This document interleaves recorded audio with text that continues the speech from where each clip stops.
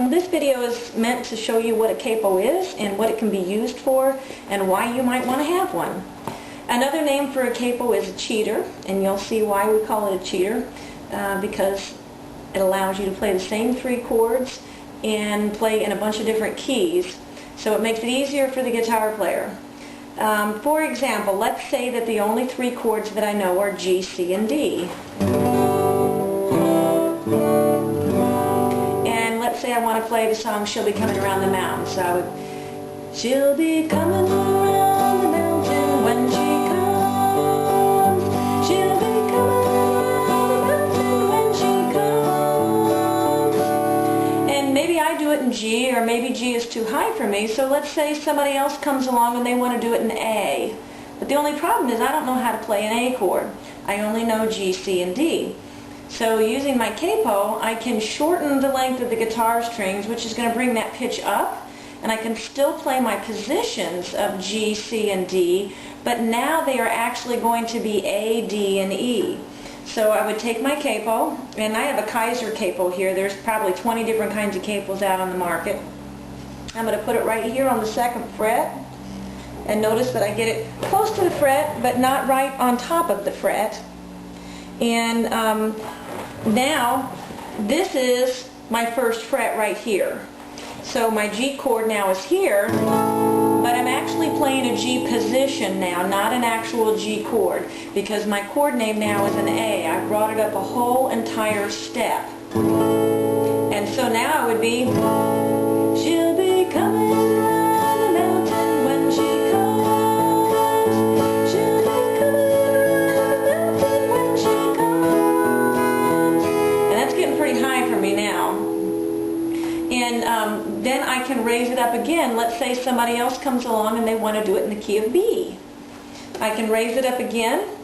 I'll bring it up to the 4th fret. And once again, I don't have to play a B chord. I can still play my G, C, and D positions.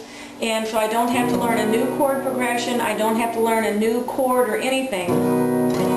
She'll be coming around the mountain when she comes. She'll be coming around the mountain when she comes. She'll be coming around the mountain. She'll be coming around the mountain. So you can see I'm still doing those same 3 chords. Now, what knowledge do you have to know what chord you're actually playing? The first thing you have to know is you have to know your musical alphabet. And your musical alphabet goes from A to G, right in order. A, B, C, D, E, F, G, and then it starts over again. The next thing that you have to know is just a real simple basic music theory. You don't necessarily have to understand it, but you have to know the order. And what it is there is a half step between every note in the musical alphabet except for between B and C and E and F. So we would actually go from A to A sharp, B, and then there is no half step there, so you go right on to C. C sharp, D, D sharp, E, and then from E we go straight to F, F sharp, G, G sharp, A sharp, and that just keeps going, and you go on and on. Now, why do you need to know that? That tells you what chord you're actually playing. So for instance, here I actually have a G chord. If I put the capo on my 1st fret and play my G position again, I've moved my G chord up half a step. My G chord is now actually a G sharp chord because I've moved it 1/2 step. Each fret is a half step. So I go through my musical alphabet to find out what chord I'm actually playing. So if I move my capo to the 2nd fret, my G has been moved up 2/2 steps. So it went from G to G sharp to A. So now my G is an A. And the reason that we don't say we're capoing to A or we're capoing to B is because it depends on what chord position your hand is as to what chords you're playing. This is only capoing to A if I'm playing a G position. If I'm playing a D position, then my D chord has been moved up 2/2 steps. So it went from D to D sharp to E. So I'm actually playing an E chord here. So let's say I move my capo to the 3rd fret and I play a C position. So now I've moved my C chord up 3 half steps. So it went from C to C sharp, to D sharp. So I'm actually playing a D sharp here. Now let's say that I move my capo up to the 4th fret, and this time I'm going to play an E position. And since I'm on the 4th fret, I've moved my E chord 4 half steps.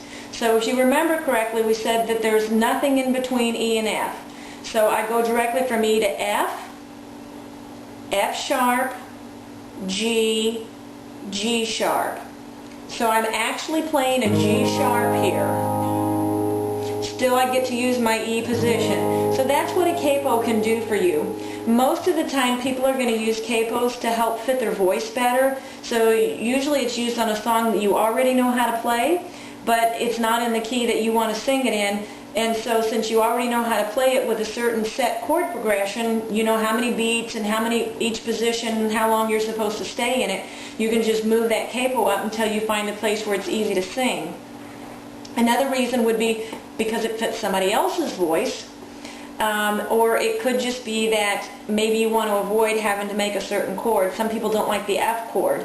So if they're playing in a C position and they're having to do C, F, and G, somebody might capo up to the 5th fret, and now here's my C, which is a G position, my F, which is a C position, and my G, which is a D position.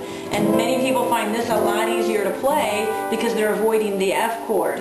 Eventually you're going to want to learn to make all of those chords, but in the beginning a capo can be a very big help to you. It can allow you to play things that you wouldn't otherwise be able to play, or it can allow you to play something very quickly so that you don't have to practice a new progression. It can also give you a different sound. If you have 2 guitar players playing together and one of them uses the capo and one of them doesn't, then you get a little bit different of sound, and so sometimes you might see that as well. Well, I hope that helps you out with the capo, and hopefully you'll be able to understand it and use it now. Thanks.